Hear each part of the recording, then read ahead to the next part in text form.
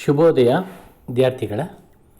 ಇಲ್ಲಿ ನಮ್ಮ ಅಖಂಡ ಕರ್ನಾಟಕದ ಪದ್ಯಭಾಗ ಮುಗಿದಿದೆ. ಅದಕ್ಕೆ ಸಂಬಂಧಪಟ್ಟಂತೆ ನಾನು ಮೊದಲು ಸಂದರ್ಭ 1 ಅಂಕ, 2 ಅಂಕ ಹಾಗೂ 4 ಅಂಕದ ಪ್ರಶ್ನೆಗೆ ಉತ್ತರವನ್ನು ನಾನು ಇಲ್ಲಿ ವಿವರವಾಗಿ ನಿಮಗೆ ವಿವರಣೆಯನ್ನು ತಿಳಿಸ್ತಾ ಹೋಗ್ತೀನಿ. ಮೊದಲನೇದು, ಅಲ್ತೋ ನಮ್ಮ ಕೂಗಾಟದ ರಾಜಕೀಯ ನಾಟಕ. ವಿದ್ಯಾರ್ಥಿಗಳ, ಮೊದಲು ಸಂದರ್ಭವನ್ನು ಸರಿಯಾಗಿ ಅರ್ಥೈಸಬೇಕು. ಕೂಗಾಟ ಕಿರ್ಚುವಂಥದ್ದು, ಅರ್ಚುವಂಥದ್ದು, ರಾಜಕೀಯ ನಾಟಕ ಆಡುವಂಥದ್ದಲ್ಲ ಅನ್ನುವಂಥ ಅರ್ಥವನ್ನು ಕುವೆಂಪು ಅವರು ಇಲ್ಲಿ ಹೇಳ್ತಾ ಹೋಗ್ತಾರೆ.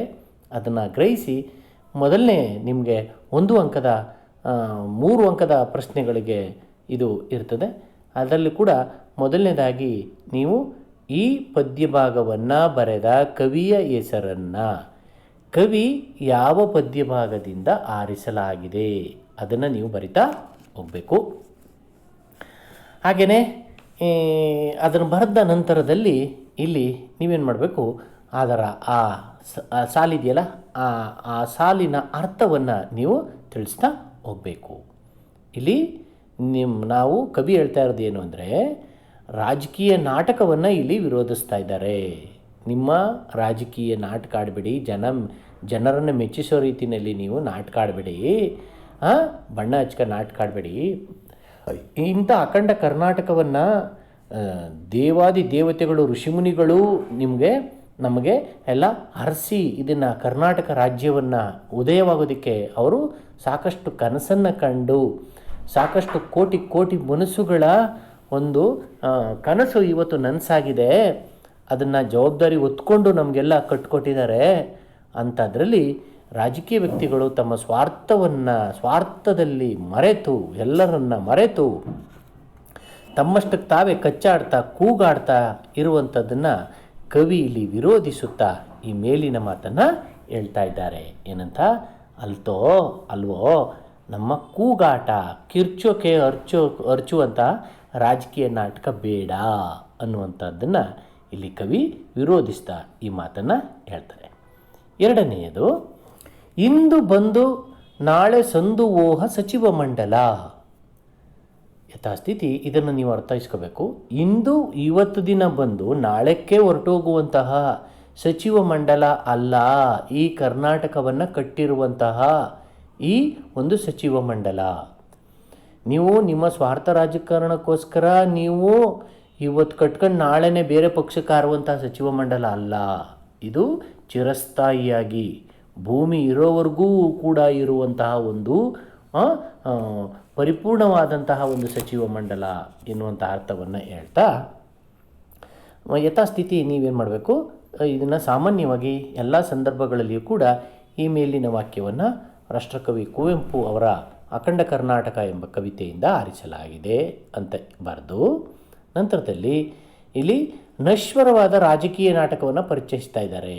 ನಶ್ವರ ಅಂತಂದರೆ ಇವತ್ತು ಇರ್ತದೆ, ನಾಳೆ ಹೋಗ್ತದೆ. ಇವತ್ತು ಈ ಪಕ್ಷ ಬರ್ತದೆ, ನಾಳೆ ಇನ್ನೊಂದು ಪಕ್ಷ ಬರ್ತದೆ. ಇದು ಶಾಶ್ವತ ಅಲ್ಲ. ಇದು ರಾಜಕೀಯದ ಬೂಟಾಟಿಕೆ, ಒಂದು ರೀತಿಯಾದಂತಹ ಬಣ್ಣ ಹಚ್ಕೊಂಡು ನಾಟಕ ಆಡುವಂತಹ ಒಂದು ವ್ಯವಸ್ಥೆ ಅನ್ನುವಂಥದ್ದು. ಅಂಥದ್ದನ್ನು ಇದು ಕೃತಕವಾದುದು. ಇಂಥ ಬೂಟಾಟಿಕೆ ಒಣ ಪ್ರತಿಷ್ಠೆಯಿಂದ ಇರುವಂಥದ್ದು ನಮಗೆ ಬೇಡ. ನಿಮಗೋಸ್ಕರ ನೀವು ಇರುವಂಥದ್ದಲ್ಲ, ನೀವು ಪ್ರಜೆಗಳಿಗೋಸ್ಕರ, ಕನ್ನಡಿಗರಿಗೋಸ್ಕರ, ಕನ್ನಡ ಆತ್ಮ ಸಂಸ್ಕೃತಿಯನ್ನು ಮೆರೆಯುವುದಕ್ಕೋಸ್ಕರ ನೀವು ಇರಬೇಕು. ಇಂತಹ ರಾಜಕೀಯ ನಾಟಕವನ್ನು ಕೃತಕ, ನಶ್ವರ ಅಂತ ಇಲ್ಲಿ ಕವಿ ಖಂಡಿಸ್ತಾ ಅದನ್ನು ಇಲ್ಲಿ ಹೇಳ್ತಾ ಹೋಗ್ತಾರೆ. ಮೂರನೇದು, ನೃಪತುಂಗನೇ ಚಕ್ರವರ್ತಿ, ಪಂಪನೇ ಇಲ್ಲಿ ಮುಖ್ಯಮಂತ್ರಿ. ನೃಪತುಂಗ ಅತಿ ಹೆಚ್ಚು ಕರ್ನಾಟಕವನ್ನು ಆಳಿದಂತಹ ಚಕ್ರವರ್ತಿಗಳಲ್ಲಿ ನೃಪತುಂಗ ಚಕ್ರವರ್ತಿ ಅನ್ನುವಂಥ ಅವರು. ಅಲ್ಲಿ ನೃಪತುಂಗ ಇಲ್ಲಿ ಸಾಮ್ರಾಟ್ ಅಶೋಕನ ರೀತಿಯಲ್ಲಿ ಚಕ್ರವರ್ತಿ ಕರ್ನಾಟಕಕ್ಕೆ. ಹಾಗೆಯೇ ಪಂಪ ಮುಖ್ಯಮಂತ್ರಿ. ಇಲ್ಲಿ 5 ವರ್ಷಕ್ಕೆ ಬರುವಂತಹ ಮುಖ್ಯಮಂತ್ರಿ ಇವರು ಇದ್ದಾರಲ್ಲ, ಅದು ನಶ್ವರವಾದಂಥದ್ದು. ಇವರು ಇರ್ತಾರೆ, ನಾಳೆ ಹೋಗ್ತಾರೆ. ಆದರೆ ಇಲ್ಲಿ ಇರುವಂತಹ ವ್ಯಕ್ತಿಗಳು ಇಬ್ಬರೇ, ಚಕ್ರವರ್ತಿ ಒಬ್ಬನೇ, ನೃಪತುಂಗ ಮುಖ್ಯಮಂತ್ರಿ ಒಬ್ಬರೇ. ಯಾರು? ಪಂಪ. ಈ ಮೇಲಿನ ವಾಕ್ಯವನ್ನು ಕುವೆಂಪು ಅವರ ಅಖಂಡ ಕರ್ನಾಟಕ ಎಂಬ ಕವಿತೆಯಿಂದ ಆರಿಸಲಾಗಿದೆ. ಅದು ಸಾಮಾನ್ಯವಾಗಿ ಬರೆಯುವಂಥದ್ದು. ಇಲ್ಲಿ ಕವಿಯು ಈ ವಜ್ರಕರ್ಣ ಕುಂಡಲ ಎನ್ನುವಂತಹ ಮಂತ್ರಿಮಂಡಲವನ್ನು ಸ್ಥಾಪಿಸಿ ಅದಕ್ಕೆ ಚಕ್ರವರ್ತಿ ಯಾರು? ನೃಪತುಂಗ. ಮುಖ್ಯಮಂತ್ರಿ ಯಾರು? ಪಂಪ. ಉಳಿದಂತಹ ಮಂತ್ರಿಗಳು ಯಾರ್ಯಾರು? ರನ್ನ, ಜನ್ನ, ನಾಗವರ್ಮ, ರಾಘವಾಂಕ, ಹರಿಹರ, ಬಸವೇಶ್ವರ, ನಾರಾಯಣಪ್ಪ, ಸರ್ವಜ್ಞ, ಷಡಕ್ಷರ.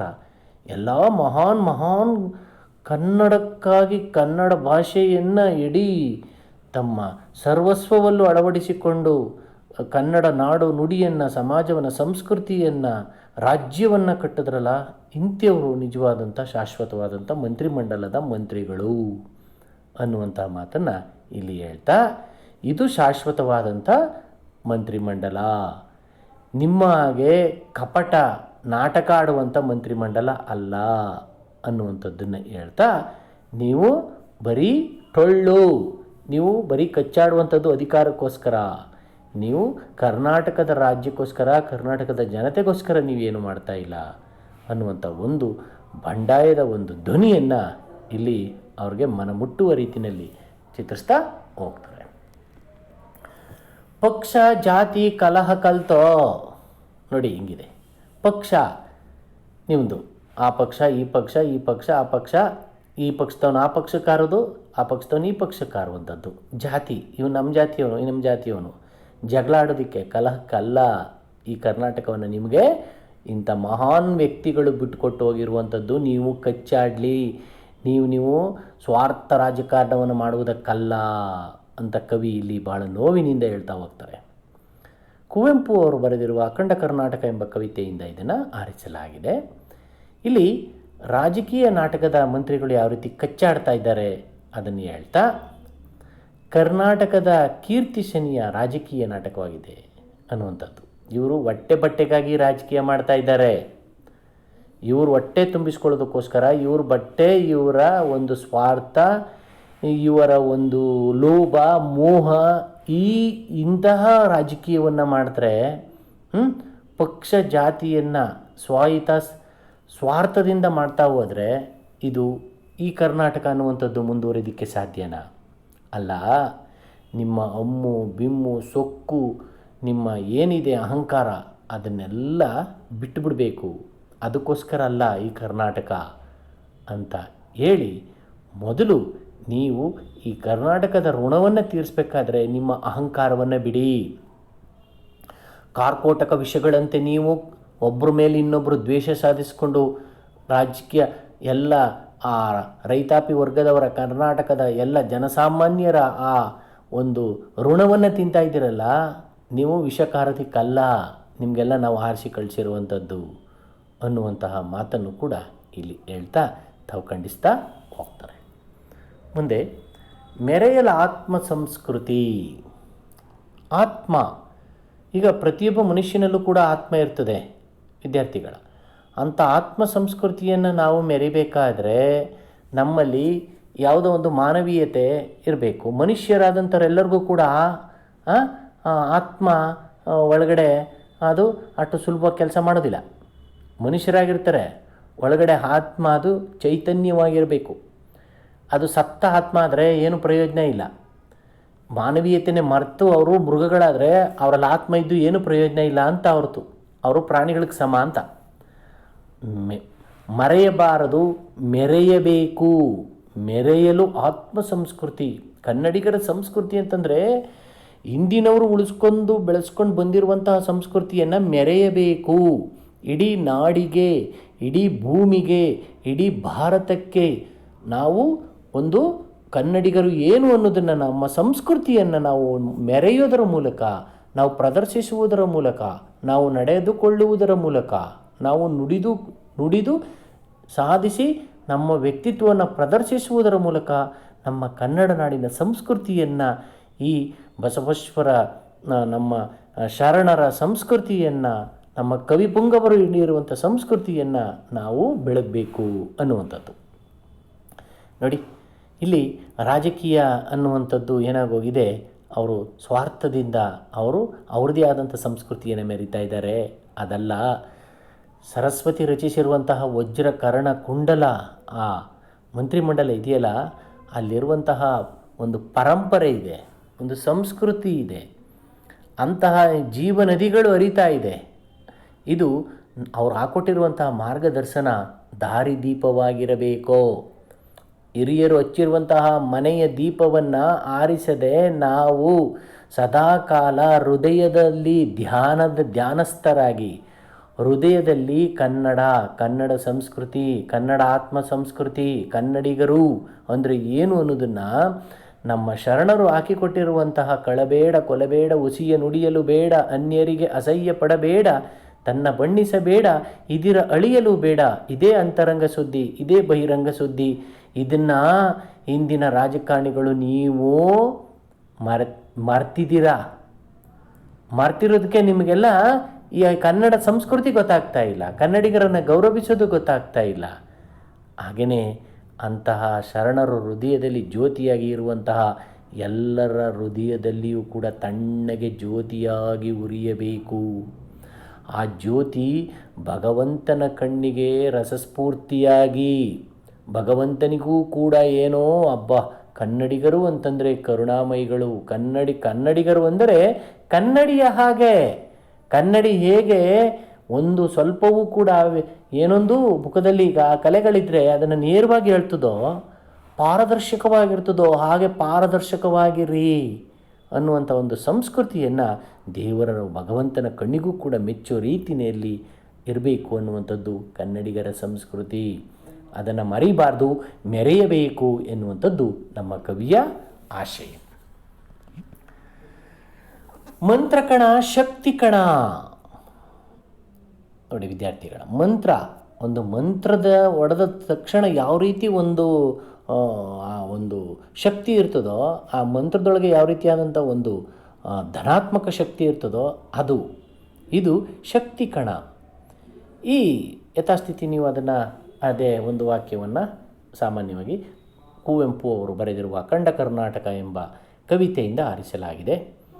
ಕವಿ ಕರ್ನಾಟಕ ಅಂದರೆ ಏನರಪ್ಪ, ಬರೀ ನಕಾಶೆನಾ? ಕರ್ನಾಟಕ ಅನ್ನೋದು ಕೇವಲ ಮಣ್ಣ? ಬರೀ ಹೆಸರಾಯಿತು ಕರ್ನಾಟಕ, ಉಸಿರಾಗಲಿ ಕನ್ನಡ ಅನ್ನುವ ಹಾಗೆ ಬರೀ ನಕಾಶೆನ ಮಾತ್ರ ಅಲ್ಲ ಕರ್ನಾಟಕ ಅಂತಂದರೆ, ಬರೀ ಮಣ್ಣಲ್ಲ, ಅದೊಂದು ಮಂತ್ರ.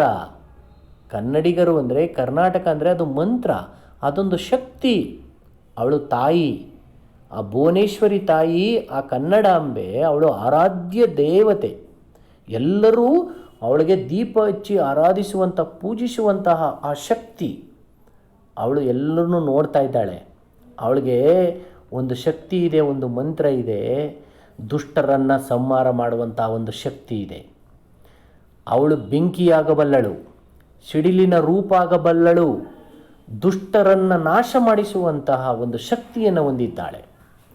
ಹಾಗೆಯೇ ಶಿಷ್ಟರನ್ನು ರಕ್ಷಿಸುವಂತಹ ಚಾಮುಂಡಿ ಬೆಟ್ಟದಲ್ಲಿ ನಿಂತಿರುವಂತಹ ಆ ಚಾಮುಂಡೇಶ್ವರಿಯ ಹಾಗೆ ನಮ್ಮ ಈ ತಾಯಿ ಭುವನೇಶ್ವರಿ ತಾಯಿ ಕನ್ನಡಿಗರಿಗೆ ಕನ್ನಡತನ ಮರೆತರೆ ಅವರೆಲ್ಲರಿಗೂ ಕೂಡ ಶಿಕ್ಷಿಸುವಂತಹ ಒಂದು ಶಕ್ತಿಯನ್ನು ಕಳಿಸಿದ್ದಾಳೆ ಅನ್ನುವಂಥ ಮಾತನ್ನು ಇಲ್ಲಿ ಕವಿ ಈ ಭುವನೇಶ್ವರಿ ತಾಯಿ ಕರ್ನಾಟಕದ ಮಾತೆ ಕೇವಲ ಮಣ್ಣು ಮಾತ್ರ ಅಲ್ಲ, ಬರೀ ಕರ್ನಾಟಕ ಅಂತಂದರೆ ಅದು ಮಂತ್ರ, ಶಕ್ತಿ ಅನ್ನುವಂಥ ಅರ್ಥವನ್ನು ಇಲ್ಲಿ ಹೇಳ್ತಾ ಅವಳ ಶಕ್ತಿ ಸಾಮರ್ಥ್ಯವನ್ನು ಪರಿಚಯಿಸ್ತಾ ಹೋಗ್ತಾಳೆ. ವಿದ್ಯಾರ್ಥಿಗಳ, ಇಲ್ಲಿಗೆ ಸಂದರ್ಭ ಮುಗೀತದೆ. ನಂತರ 1 ಅಂಕದ ಪ್ರಶ್ನೆಗಳನ್ನು ನೋಡ್ತಾ ಹೋಗೋಣ. ಅಖಂಡ ಕರ್ನಾಟಕವನ್ನು ಅರಸುತ್ತಿರುವವನು ಯಾರು? ಒಂದೇ ಉತ್ತರ, ದೇವಗಾಂಧಿ. ಎರಡನೇದು, ಇಂದು ಬಂದು ನಾಳೆ ಹೋಗುವುದು ಯಾವುದು? ಅಂದರೆ ಇವತ್ತಿರ್ತದೆ, ನಾಳಕ್ಕೆ ಹೊರಟೋಗ್ತದೆ ರಾಜಕೀಯ, ಈಗಿರುವಂತಹ ರಾಜಕೀಯ, ಕರ್ನಾಟಕದ ರಾಜಕೀಯ, ಅದು ಕರ್ನಾಟಕ ಸಚಿವ ಮಂಡಲ ಅನ್ನುವಂಥದ್ದು. ಮೂರನೇದು, ಸಿರಿಗನ್ನಡವನ್ನು ಯಾವುದಕ್ಕೆ ಹೋಲಿಸಲಾಗಿದೆ? ಸಿರಿಗನ್ನಡವನ್ನು ಸರಸ್ವತಿಯ ವಜ್ರಕರ್ಣ ಕುಂಡಲಕ್ಕೆ ಹೋಲಿಸಲಾಗಿದೆ. ನಾಲ್ಕನೇದು, ಅಖಂಡ ಕರ್ನಾಟಕದ ಚಕ್ರವರ್ತಿ ಯಾರು? ಅಖಂಡ ಕರ್ನಾಟಕದ ಚಕ್ರವರ್ತಿ ನೃಪತುಂಗ. 5ನೇದು, ಅಖಂಡ ಕರ್ನಾಟಕದ ಮುಖ್ಯಮಂತ್ರಿ ಯಾರು? ಅಖಂಡ ಕರ್ನಾಟಕದ ಮುಖ್ಯಮಂತ್ರಿ ಪಂಪ. 6ನೇದು, ಸರಸ್ವತಿಯು ಯಾವ ಸಂಸ್ಕೃತಿಯನ್ನು ಮೆರೆಯಲು ಕರ್ನಾಟಕವನ್ನು ರಚಿಸಿದ್ದಾಳೆ? ಈ ಕರ್ನಾಟಕವನ್ನು ರಚಿಸಿರುವಂಥದ್ದು ಆತ್ಮ ಸಂಸ್ಕೃತಿಯನ್ನು ಮೆರೆಯಲು ಇಲ್ಲಿ ಕರ್ನಾಟಕವನ್ನು ರಚಿಸಿದ್ದಾಳೆ. 7ನೇದು, ಕರ್ನಾಟಕವು ಯಾರ ಹೃದಯಗಳಲ್ಲಿ ಒತ್ತಿರುವ ದೀಪವಾಗಿದೆ? ಕರ್ನಾಟಕವು ಶರಣರ ಹೃದಯಗಳಲ್ಲಿ ಒತ್ತಿರುವ ದೀಪವಾಗಿದೆ. ಛಲದ ಚಂಡಿ ಯಾರು? ಛಲದ ಚಂಡಿ ಶಿಷ್ಟರನ್ನು ರಕ್ಷಿಸಿ ದುಷ್ಟರನ್ನು ಶಿಕ್ಷಿಸುವ ಆ ಕನ್ನಡ ತಾಯಿಯೇ ಛಲದ ಚಂಡಿ. ಶಿಷ್ಟರನ್ನು ಅಂದರೆ ಒಳ್ಳೆಯವ್ರನ್ನ ರಕ್ಷಿಸೋದು, ಕೆಟ್ಟವ್ರನ್ನ ಶಿಕ್ಷಿಸುವಂಥದ್ದು ಆ ತಾಯಿಯೇ ಛಲದ ಚಂಡಿ ಅನ್ನೋಂಥದ್ದು. ವಿದ್ಯಾರ್ಥಿಗಳ, ಇಲ್ಲಿಗೆ ನಾನು 1 ಅಂಕದ ಪ್ರಶ್ನೆಗಳನ್ನು ಮುಗಿಸಿದ್ದೀನಿ. ಮುಂದೆ ನೋಡೋಣ 2 ಅಂಕದ ಪ್ರಶ್ನೆಗಳು. ಅಖಂಡ ಕರ್ನಾಟಕ ಬೂಟಾಟದ ರಾಜಕೀಯ ನಾಟಕವಲ್ಲವೇಕೆ? ಅಖಂಡ ಕರ್ನಾಟಕ ಬೂಟಾಟದ ರಾಜಕೀಯ ನಾಟಕವಲ್ಲವೇಕೆ? ನೋಡಿ, ಇಂದಿನ ರಾಜಕೀಯ ಬೂಟಾಟಿಕೆಯ ರಾಜಕೀಯವಾಗಿದೆ. ಇಂದು ಇರುವಂತಹ ಈ ಪ್ರಸ್ತುತ ರಾಜಕಾರಣಿಗಳು ಒಂದು ವೇಷ ಹಾಕ್ಕೊಂಡು ನಿಮ್ಮನ್ನು ಉದ್ಧಾರ ಮಾಡ್ತೀವಿ, ನಿಮ್ಮನ್ನು ನಾವೆಲ್ಲ ಕನ್ನಡಿಗರನ್ನು ನಾವು ಭಾಳ ಮೇಲ್ಮಟ್ಟಕ್ಕೆ ತೊಗೊಂಡು ಹೋಗ್ತೀವಿ ಅಂತೇಳಿ ಅಧೋಗತಿಗೆ ತುಳ್ತಾ ಇರುವಂತಹ ಬೂಟಾಟಿಕೆಯ ವೇಷ ಗೋಮುಖ ವ್ಯಾಘ್ರಗಳಾಗಿವೆ ಇಂದಿನ ರಾಜಕೀಯ ಪಕ್ಷಗಳು, ಅದರಲ್ಲೂ ಈಗಿರುವಂಥ ರಾಜಕೀಯ ಪಕ್ಷ. ಇದು ನಶ್ವರವಾಗಿ ಕೃತಕವಾಗಿದೆ. ಕುವೆಂಪು ಅವತ್ತು ಹೇಳಿರೋದಲ್ಲ, ಇವತ್ತು ಇರುವಂತಹ ಈ ರಾಜಕೀಯ ವ್ಯವಸ್ಥೆ ನಶ್ವರವಾಗಿದೆ. ಅವರಲ್ಲಿ ಯಾರಲ್ಲಿಯೂ ಕೂಡ ಒಂದು ರೀತಿಯಾದಂಥ ಸ್ವಾಭಿಮಾನ, ಒಂದು ರೀತಿಯಾದಂಥ ಒಂದು ಬದ್ಧತೆ, ಅವರಲ್ಲಿರುವಂತಹ ಮೌಲಿಕ ವಿಚಾರ ಏನೊಂದೂ ಕೂಡ ಇಲ್ಲವಾಗಿದೆ, ಕೃತಕವಾಗಿದೆ, ನಾಶವಾಗುವಂಥದ್ದು. ಆದರೆ ಸರಸ್ವತಿ ದೇವಿಯ ಮಂತ್ರಿಮಂಡಲ ಶಾಶ್ವತವಾಗಿದ್ದು ಇಂದು ಬಂದು ನಾಳೆ ಹೋಗುವುದಲ್ಲ. ಆ ಸರಸ್ವತಿ ರಚಿಸಿರುವಂತಹ ಮಂತ್ರಿಮಂಡಲ ಅದು ಇವತ್ತು ಬಂದು ನಾಳೆ ಹೋಗೋದಲ್ಲ, ಅದು ಯಾವತ್ತೂ ಕೂಡ ಶಾಶ್ವತವಾದದ್ದು ಎನ್ನುವಂಥದ್ದು ಈ ಪ್ರಶ್ನೆಗೆ ಉತ್ತರ. ಸರಸ್ವತಿ 2ನೇದು, ಸರಸ್ವತಿಯ ಸಚಿವ ಮಂಡಲದ ಸದಸ್ಯರು ಯಾರು? ನೋಡಿ, ಅಲ್ಲಿ ಸಚಿವ ಮಂಡಲದ ಸದಸ್ಯರು ಯಾರ್ಯಾರು ಅಂದರೆ ನೃಪತುಂಗನೇ ಚಕ್ರವರ್ತಿ, ಪಂಪ ಮುಖ್ಯಮಂತ್ರಿ, ಉಳಿದಂಥವರೆಲ್ಲ ಮಂತ್ರಿಮಂಡಲದ ಸದಸ್ಯರು ಯಾರ್ಯಾರು? ರನ್ನ, ಜನ್ನ, ನಾಗವರ್ಮ, ರಾಘವಾಂಕ, ಹರಿಹರ, ಬಸವೇಶ್ವರ, ನಾರಾಯಣಪ್ಪ, ಸರ್ವಜ್ಞ, ಷಡಕ್ಷರಿ ಇವರೆಲ್ಲರೂ ಕೂಡ ಸಚಿವ ಮಂಡಲದ ಸದಸ್ಯರು. ಪರಮಾತ್ಮನ ಚರಣದೀಪ್ತಿ ಎಲ್ಲಿ ಮತ್ತು ಹೇಗೆ ಉರಿಯಬೇಕೆಂದು ಕವಿ ಹೇಳುತ್ತಾರೆ. ನೋಡಿ, ಪರಮಾತ್ಮನ ಚರಣದೀಪ್ತಿ ಅಂದರೆ ಶರಣರ ಹೃದಯಗಳಲ್ಲಿ ಒತ್ತಿ ಉರಿಯಬೇಕು. ಅದು ಉಸಿರಲ್ಲಿ ಪ್ರಜ್ವಲಿಸಿ ಬೆಳಗಬೇಕು. ಆ ದೀಪವು ಬಾಳೆಂಬ ದೇಗುಲದಲ್ಲಿ ಆಕಾಶ ಉದ್ದಗಲಕ್ಕೂ ಹರಡಬೇಕೆಂದು ಕವಿ ಹೇಳುತ್ತಾರೆ. ನೋಡಿ, ಪರಮಾತ್ಮನ ಚರಣದೀಪ್ತಿ ಶರಣರ ಹೃದಯಗಳಲ್ಲಿ ಒತ್ತಿ ಉರಿಬೇಕು. ಶರಣರ ಹೃದಯಗಳಲ್ಲಿ ಉರಿದಾದ ಮೇಲೆ ಅದು ಉಸಿರಲ್ಲಿ ಪ್ರಜ್ವಲಿಸಿ, ಆ ಶರಣ ಸಾಹಿತ್ಯ ಅನ್ನುವಂಥದ್ದು ಇಡೀ ಎಲ್ಲ ಜನಗಳ ಉಸಿರಲ್ಲೂ ಕೂಡ ಅದನ್ನು ಹೇಳ್ತಾ ಹೋಗಿ ಅದರ ಬೆಳಕು ಎಲ್ರಿಗೂ ಕೂಡ, ಆ ಶರಣ ಸಾಹಿತ್ಯದ ಬೆಳಕು ಇಡೀ ಕರ್ನಾಟಕದ ಸಾಹಿತ್ಯದ ಎಲ್ಲ ಜನಗಳ ಎಲ್ಲ ಪ್ರಜೆಗಳ ಮೇಲೂ ಕೂಡ ಬೆಳಗಬೇಕು. ಆ ದೀಪ ಬೆಳಗ್ದಾಗ ಬಾಳೆಂಬ ದೇಗುಲ, ನಮ್ಮ ವ್ಯಕ್ತಿತ್ವ, ಕನ್ನಡಿಗರ ವ್ಯಕ್ತಿತ್ವ ಅನ್ನುವಂಥದ್ದು ಆಕಾಶದ ಉದ್ದಗಲಕ್ಕೂ ಹರಡಬೇಕು. ಕನ್ನಡಿಗರು ಏನು ಅಂತಂದರೆ ಕರ್ನಾಟಕದಲ್ಲಿ ಮಾತ್ರ ಅಲ್ಲ, ಇಡೀ ಪ್ರಪಂಚದ ಎಲ್ಲ ಒಂದು ಉದ್ದಗಲಕ್ಕೂ ಕನ್ನಡಿಗರ ಸಂಸ್ಕೃತಿ, ಕನ್ನಡ ಆತ್ಮ ಸಂಸ್ಕೃತಿ ಮೆರಿಬೇಕು ಅನ್ನುವಂಥದ್ದನ್ನು ಪ್ರಸ್ತುತ ಇಲ್ಲಿ ಪದ್ಯಭಾಗದಲ್ಲಿ ಕವಿ ಹೇಳ್ತಾ ಹೋಗ್ತಾರೆ. ಮೆಳ್ಳಗಣ್ಣನಿಗೆ ಕವಿ ಕೇಳುವ ಪ್ರಶ್ನೆಗಳಾವುವು? ಮೆಳ್ಳಗಣ್ಣನಿಗೆ ಕವಿಯು ನಿನಗೆ ದೃಷ್ಟಿ ಇಲ್ಲವೋ, ನೀನು ಹುಟ್ಟಿನಿಂದಲೇ ಕುರುಡ್ನೋ, ನಿನ್ನ ಬುದ್ಧಿ ಬರಡಾಗಿದೆಯೋ, ನಿನಗೆ ಕನ್ನಡ ನಾಡಿನ ಮೇಲೆ ಪೈಪೋಟಿಯೇ ಎಂದು ಕೇಳುತ್ತಾರೆ. ನಿನಗೆ ಕಣ್ಣು ಕಾಣಲ್ವಾ? ನಿನಗೇನು ಮೆಳ್ಳಗಣ್ಣು ಅಂತಂದರೆ ಒಂದು ಕಡೆಗೆ ಹಿಂಗೆ ನೋಡ್ತಾ ಇದ್ದು ಇನ್ನೊಂದು ಕಡೆಗೆ ಆ ಕಡೆಗೆ ದೃಷ್ಟಿನಾ?